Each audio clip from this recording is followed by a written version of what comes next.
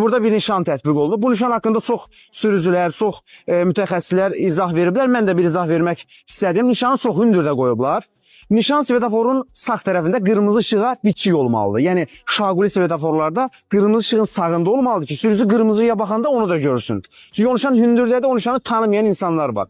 5.53 nişanıdır. Yol hərəkəti haqqında qanunun 66-cı maddəsində axırıncı sırada yer alır. Yəni o görsün, buna da siqnal verirlər ki, sür. Amma bu sürə bilər. Burada dayanma nöqtəsi bura deyil. Bu sürücü sürməlidir qarşıya. Baxın dəqiqətlə. İndi onun haqqında məlumat verəcəm. Bu izahı çəkim. Burada sürməlidir qarşıya. Bax, hərəkət edir. Kəskinliyə girməmiş. Bax, burada. Sürətini azaltmalıdır. Soldan gələn axına mane olmadan hərəkət edə bilər. Bəli, qırmızı işıqda. Diqqət edin, nədir məsələ burada? Nişan adına baxın, yol verməklə dönmək olar. Yəni bu yaşıl ancaq sağı göstərir, solu göstərə bilməz. Bu sağı nəzərdə tutulan svetoforun sağ əlavə bölməsinə çox bənzəyir. Demək olar eyni şey. Nişan əgər işlək svetoforla bir yerdə tətbiq olunubsa, yəni eyni dirək üzərindəsə, svetoforun bütün siqnallarında sağa dönmək olar. Bu vəziyyətdə minnətdir. Sürə bilərsən. Məsələn, bu sürücü sağa dönə bilər.